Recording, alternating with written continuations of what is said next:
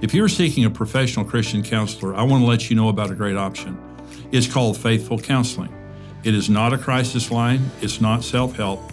It is a professional counseling done securely online from the privacy of your own home. Faithful Counseling will assess your needs and match you with your own licensed professional therapist for a weekly video or phone session. It's more affordable than traditional office counseling, and financial aid is available. Plus, they are offering a special discount of 10% off your first month exclusively for Marriage Today podcast listeners. To learn more, go to this website, getfaithful.com/Marriage Today. Hi, this is Jimmy and Karen Evans with Marriage Today. This podcast is dedicated to equipping families with the teaching and tools they need to succeed. We hope you enjoyed this episode and subscribe for more marriage-building content. And today, Karen, good to have you with us. Thanks. We're talking about the power of your words. Now, we're going to be talking about the laws of sowing and reaping, because Proverbs talks about words being like seed. Jesus talked about words being fruit or seed-bearing entities.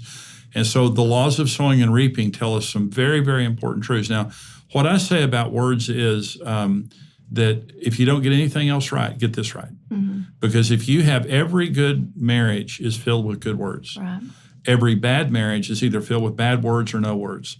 So you fell in love, by the way, by saying good things to each other. So this is a big deal. So the teaching will be coming up in just a few minutes. But when we got married, Karen, I was verbally abusive when I got angry. We would have fights, and you would say stuff, and I would say stuff. And it was very wounding. You know, we had wounded each other, especially I had wounded you a lot. Mm-hmm. And one of the things that I had to do to change was to take responsibility for my words. Now, Proverbs says that there are some that speak, and their tongue is like the thrusting of a sword. There are people that I know that I absolutely hate to be in the presence of, because I know that they're going to say something that hurts me. I know they are. They mean to. And they're mean-spirited people. They're Christian people. And they have been confronted 1,000,000 times, and they will not change. They're smart alecks, they're arrogant, and they're mean with their mouths. And so when you're in marriage, your mouth has the potential to do more damage. Mm-hmm. When Proverbs 18 says the power of life and death is in your tongue, mm-hmm. I killed you with my tongue, mm-hmm. but then I brought you back to life. When I changed the way I spoke to you, it completely changed our marriage. Well, and I think what you're saying is exactly right. And, you know, words come from a deeper place than just our mouth, too. They come from your heart. That's right. And when you are speaking negatively, you're speaking down on people, it means your heart's not okay. That's right. It means something needs to be dealt with inside of you that only God can deal with. And being honest about it. You know, I think the hardest thing when you have these issues is just humbling yourself and seeing, what am I really like? You know, how do I really sound? You know, and it's like you said, you know, when you finally repented of how you were treating me, and I told you, I said, the worst part was what you said. And it was your words that damaged me the most. Sure. And, you know, so it's so true how words can damage us, but they also, good words can heal. And, you know, you always, one of the things you've always done for me, and women need this, is, you know, you're always telling me you're beautiful. You're always complimenting me and saying good things. You're a good mom. You're a good, you know, mother-in-law. You're always saying good things like that. And the same with how you feel. You want to be told that you're doing a good job, that you're appreciated for all the hard work that you're doing. So I think it's, you know, both of us, you know, realizing that we all want to hear kind things. You bet. Well, it's devastating to hear bad things. There was a boy that I knew when I was growing up, and his parents called him stupid. That was their name for him. They said, hey, stupid. Well, they thought in reverse psychology, if we call him stupid, he'll realize how stupid he is. Well, he ended up frying his brain on drugs. Mm-hmm. And sometimes people think, I don't want to be positive with my spouse because I want them to change. Mm-hmm.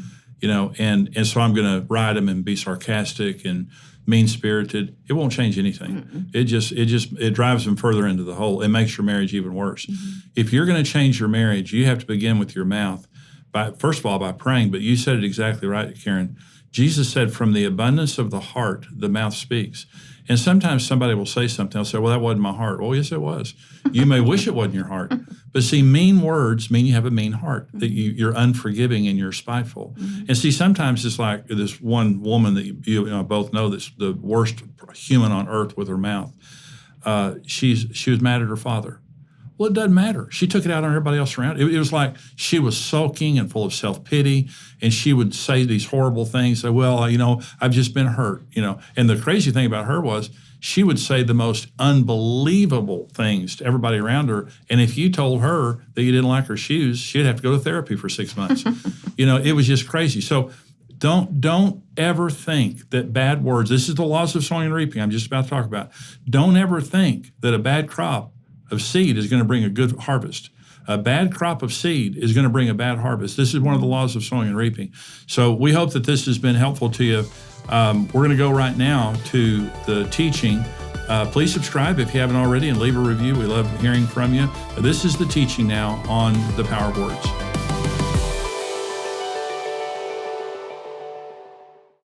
Thanks for listening to the Marriage Today podcast.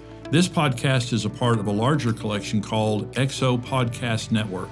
The XO Podcast Network exists to bring you free marriage building content that will give you help and hope for your marriage. With marriage experts like David Ashley Willis, Mark and Grace Driscoll, and Luis and Kristen Roman, you will get an incredible amount of marriage wisdom as well as a lot of laughter and fun.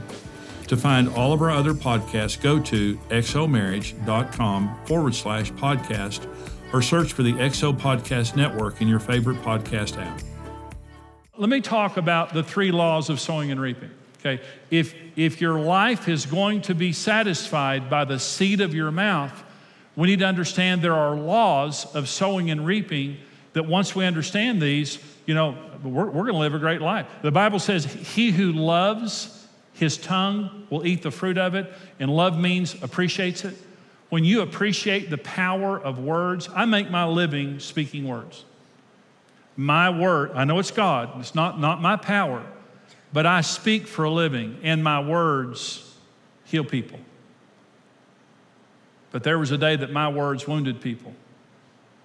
And here's what I know. Words are so extremely powerful. And you can turn the power of those words to your advantage by speaking life.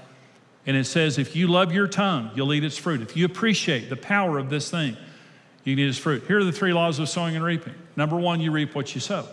Okay, well, that's just the law of sowing and reaping. Galatians 6, Paul says, do not be deceived. God is not mocked.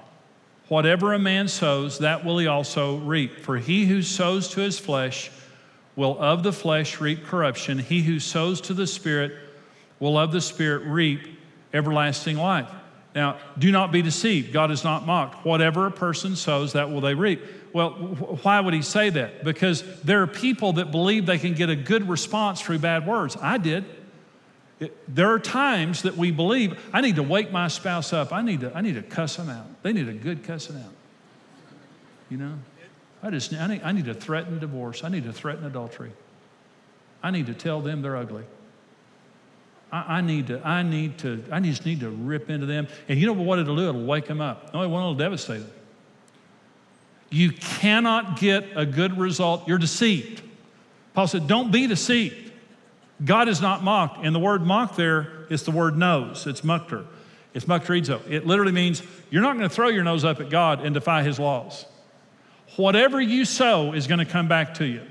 If you sow corruption, it's going to come back corruption. If you sow the Spirit, it'll come back in everlasting life. Life, the power of life and death is in your tongue. So when you let your flesh, your sin nature take over and you start spitting out bad seed, you're deceived if you don't believe you're going to eat that in something bad in your life. And when you open your mouth and you let God spit out a good seed, you're deceived if you believe that's not coming back with something good. You are going to reap what you sow with your mouth. That's the law of sowing and reaping. And so some people say, no, I just think that I can say anything I want to say and get the results that I want. Now, let me say something about cursing, because I've counseled Christians for a long time. And sometimes when Christians get mad, they cuss. I've had couples who are sweet, godly, People in church every Sunday just cuss upside one down the other. And they're sitting in my office, and they're talking about what they said to each other. And she'll say, he called me every name in the book. He said this, or he'll say the same thing. Here's what I've never seen in counseling. In all my years of counseling, I've never had a person come in and say, you know, Jimmy, the other night we were having a fight. We got into a really bad fight, and they cussed me out. And man, it helped. You know, I just didn't realize how bad I was. But when they started cussing at me, the light came on. And I just want to thank them. Thank you so much for loving me enough to cuss me out. I've never heard that. Words are nuclear. At the end of this message, if you don't leave with anything else, understand this is nuclear. The power of death is in your tongue. Here, so you say two things to your spouse, little things. Just you go up to your spouse and say, have you lost weight? Now, you know, little bitty phrase, that's a point winner right there. Well, let me just change it just a little bit. Have you gained weight?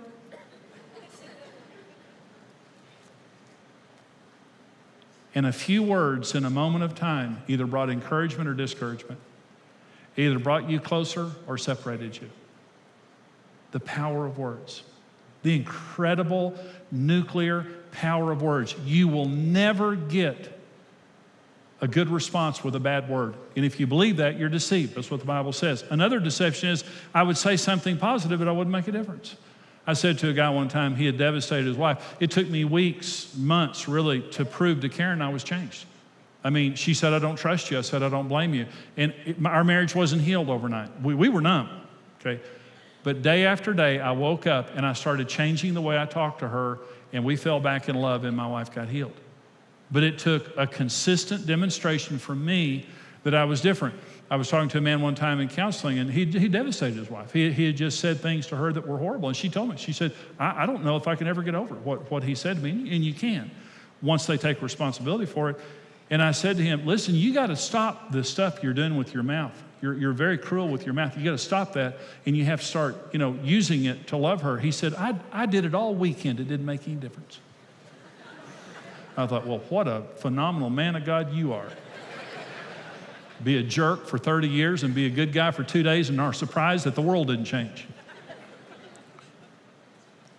You open this mouth of yours and you speak life and blessing to your spouse, you can resurrect the dead with this mouth right here. A dead marriage will come back to life. A bad marriage is filled with bad words. A dead marriage is filled with no words. A living marriage is filled with good words. And even in the midst of difficult circumstances, we can still speak good words to each other. And so the law of sowing and reaping just simply says you're going to get back what you sow. Well, let me talk to husbands for just a minute, because wives are more verbal. Okay, we know that. Okay, Ephesians 5:26 says about Jesus, he might sanctify and cleanse her with a washing of water with the word, that he might present her to himself a glorious church. Now, Jesus is washing us in the water of his word, but he's doing it for a selfish reason. Jesus isn't selfish. He's sacrificial and loving, but it tells us here why he's washing us in his words. Pure, holy, encouraging words that come from God.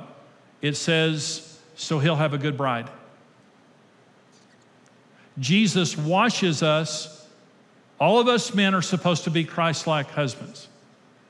And if we're Christ-like, it means we're not polluting our wives, we're washing them. Our words are wholesome and loving and pure and kind and encouraging and praising. And when our mouth opens, something good comes out. And they can expect that, and that's where trust comes from. And it says that Jesus is washing his bride with the washing of water with the word, so he'll have a good bride. Speaking lovingly to your wife is the most self-loving thing you'll ever do. And you'll never have a fulfilling relationship with a woman until you get your mouth right. So what I want to say to men is, first of all, your wife needs a lot more communication than you do. Now, here's what I say to men all the time, because a lot of men say, I come home from work and she wants to talk and I feel like I'm being interrogated. I mean, she's nosy anyway, and I don't want to feed the monster. And that's the way I felt about Karen.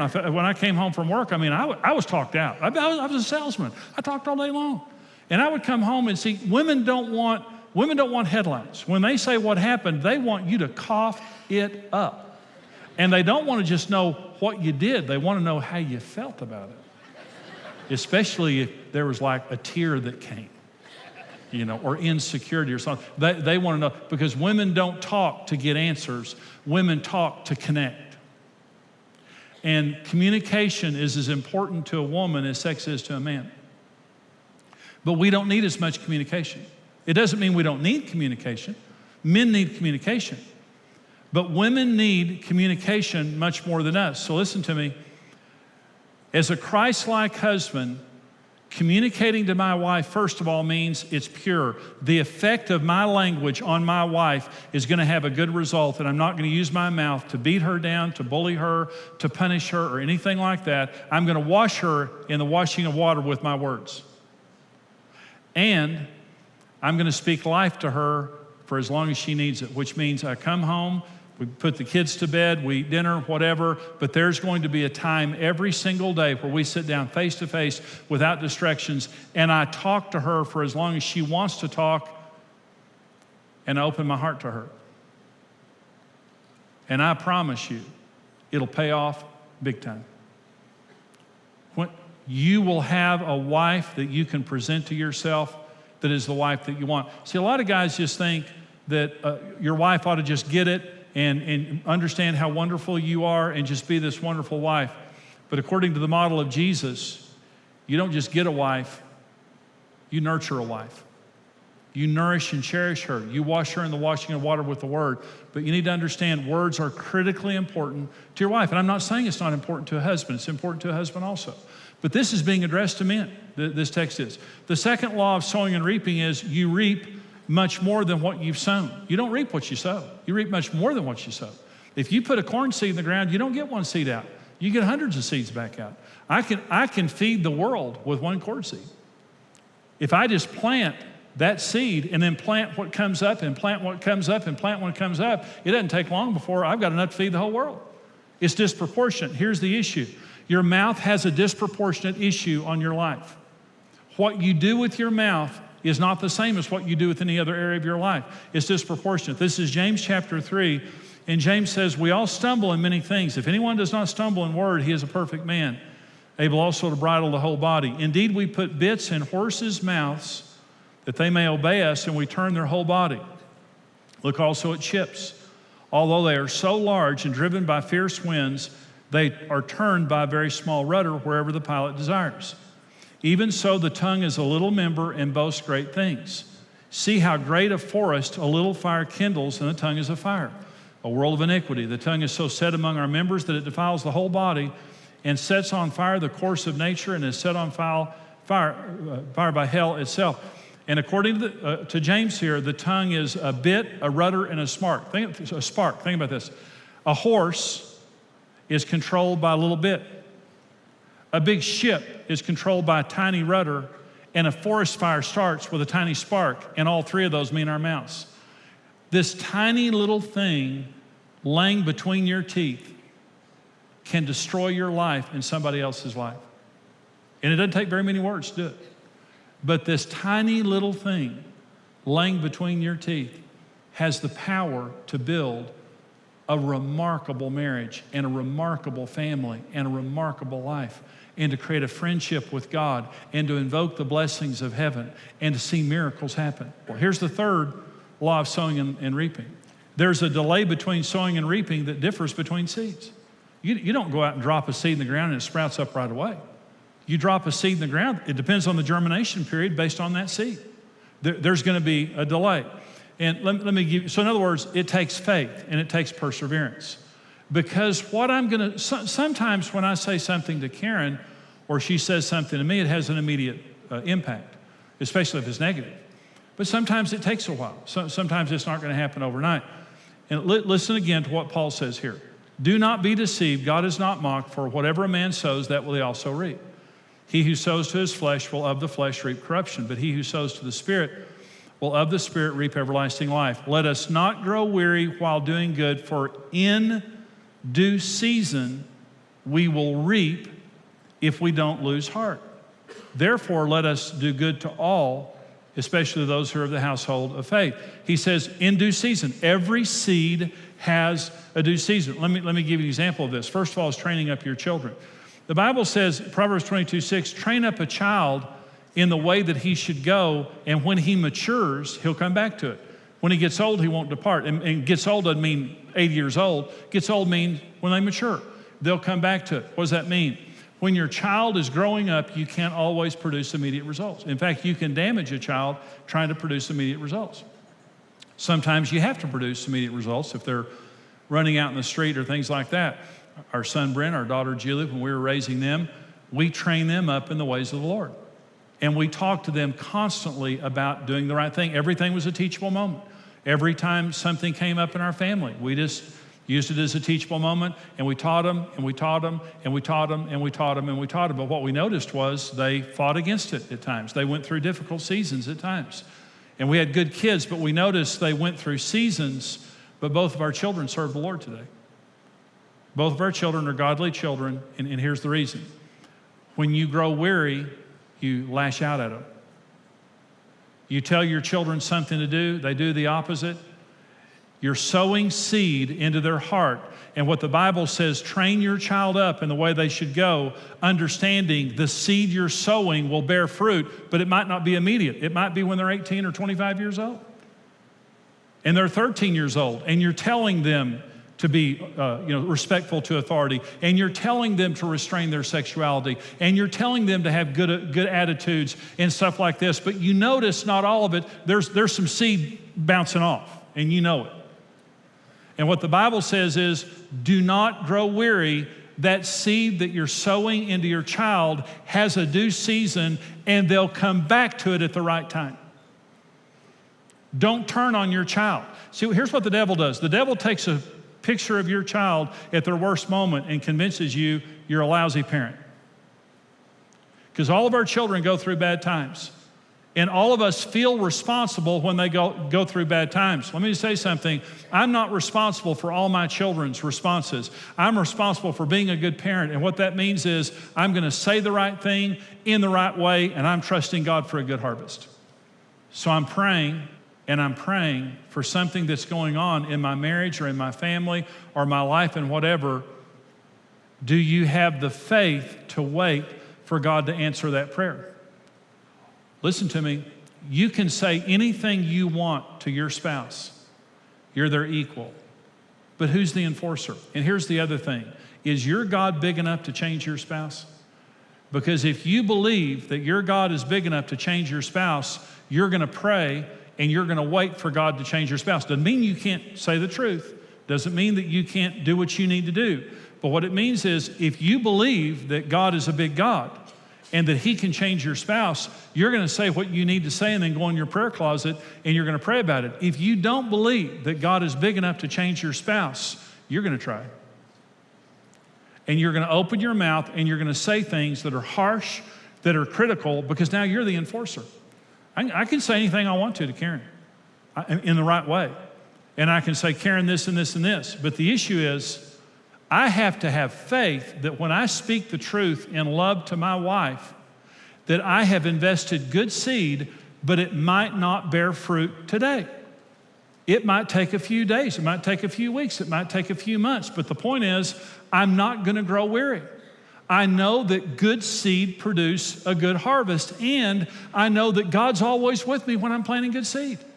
When I find myself getting frustrated, what I realize is, if I'm not careful, I'm going to try to produce an immediate result, and I'm going to hurt them. I'm going to hurt her. So I'll say something to Karen and walk away, and here's what I know. If what I'm saying is right, God is on my side.